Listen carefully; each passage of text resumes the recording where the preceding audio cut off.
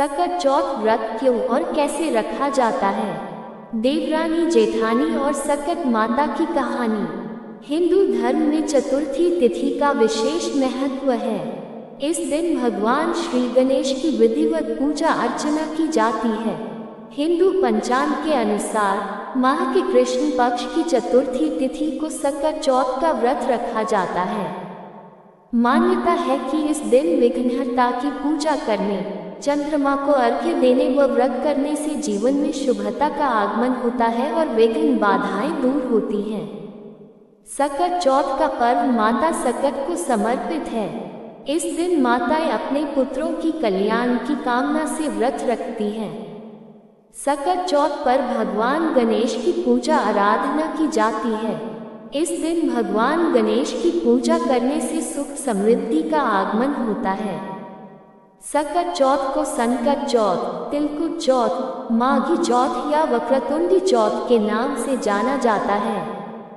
हिंदू धर्म की मान्यताओं के अनुसार सकट चौथ का व्रत करने से भगवान गणेश प्रसन्न होते हैं। इसके साथ ही जीवन में सुख संपदा का आगमन होता है। सकट चौथ पूजा के समय व्रत कथा का पाठ जरूर करना चाहिए। मान्यता है कि ऐसा करने से संतान दीर्घायु का आशीर्वाद प्राप्त होता है। संतान से जुड़ी परेशानियां व संकट दूर होते हैं। सकट चौथ का व्रत कैसे करें? सकट चौथ के दिन सूर्योदय से पूर्व उठकर स्नान आदि से निवृत्त होकर स्वच्छ वस्त्र धारण करके भगवान गणेश का ध्यान करें। इसके बाद व्रत का संकल्प लें। आप एक चौकी पर हरे या लाल रंग का कपड़ा बिछाकर भगवान गणेश की मूर्ति या तस्वीर स्थापित करें। पूजा में भगवान गणेश को सिंदूर, फूल, फल, मिठाई, दूर्वा व तिल से बनी चीजों को अर्पित करें। सकट व्रत कथा का पाठ करें और भगवान श्री गणेश की आरती उतारें। अंत में प्रसाद को परिवारजनों में वितरित करें। पढ़ी इस व्रत में पढ़ी जाने वाली सकट माता और गणेश जी से जुड़ी यह कथा। एक शहर में देवरानी जेठानी रहती थी। देवरानी बहुत ही गरीब थी। बड़ी मुश्किल से उसका गुजारा चलता था। वहीं जेठानी अमीर थी। देवरानी हमेशा गणेश जी का पूजन और व्रत करती थी। देवरानी का पति जंगल से लकड़ी काट कर बेचता था। देवरानी घर का खर्च चलाने के लिए जेठानी के घर काम करती थी और शाम को जो भी बचा हुआ खाना होता था वह जेठानी उसे दे देती थी। इस तरह उसके घर का खर्च चल रहा था। माघ महीने में गणेश जी का व्रत सकट चौथ देवरानी ने रखा। उसके पास पैसे नहीं थे, इसलिए उसने तिल व गुड़ लाकर तिलकुट्टा बनाया। पूजा करके तिल चौथ की कथा सुनी और जेठानी के यहाँ काम करने चली गई। सोचा शाम को चंद्र को अर्घ्य देकर जेठानी के यहाँ से कुछ खाना मिलेगा तो खा लेगी। शाम को जब जेठानी के घर खाना बनाया तो उसके जेठानी का व्रत होने के कारण सभी ने खाना खाने से मना कर दिया। अब देवरानी ने जेठानी से बोला, आप मुझे खाना दे दो जिससे मैं घर जाऊं। इस पर जेठानी ने कहा कि आज तो किसी ने भी अभी तक खाना नहीं खाया, तुम्हें कैसे दे दूं? तुम सवेरे ही बचा हुआ खाना ले जाना। ऐसे में देवरानी बहुत दुखी हुई और भूखी ही घर चली गई। बच्चे भी घर पर भूखे थे। देवरानी का पति, बच्चे सब आस लगाए बैठे थे कि आज तो त्योहार है इसलिए कुछ पकवान आदि खाने को मिलेगा। लेकिन जब बच्चों को पता चला कि आज तो रोटी भी नहीं मिलेगी तो बच्चे रोने लगे। उसका पति भी बहुत क्रोधित हो गया और कहने लगा कि दिन भर काम करने के बाद भी वह 2 रोटियां नहीं ला सकती।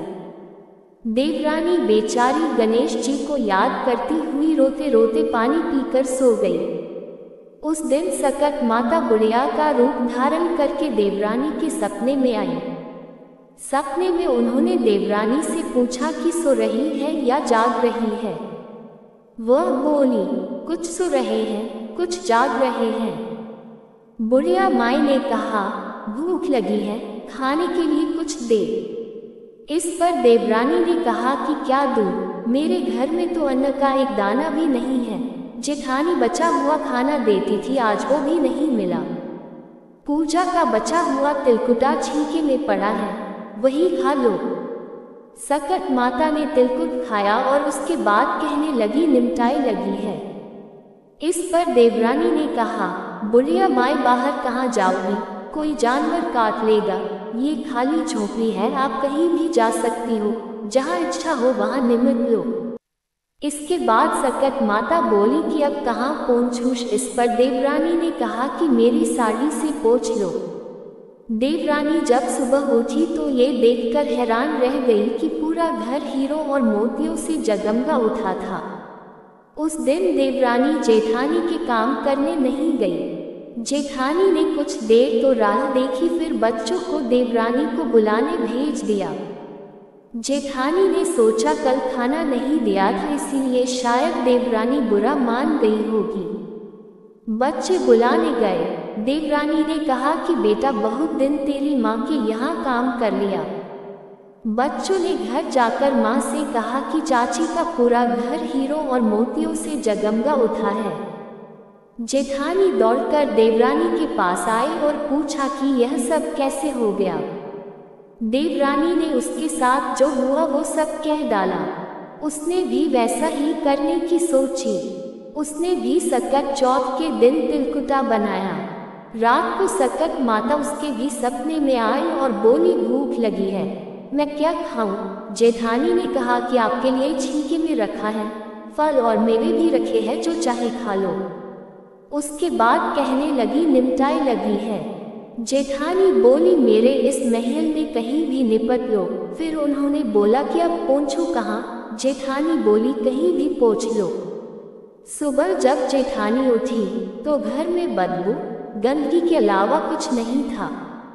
हे सकट माता, जैसे आपने देवरानी पर कृपा की वैसी सब पर करना। कहानी कैसी लगी कृपया कमेंट करके अवश्य बताएं। वीडियो को लाइक शेयर अवश्य करें। नई कथाओं के लिए चैनल को सब्सक्राइब करें। आपका साथ और सहयोग हमेशा बना रहे। राधा रानी की कृपा आप सभी पर बनी रहे। धन्यवाद। राधे राधे।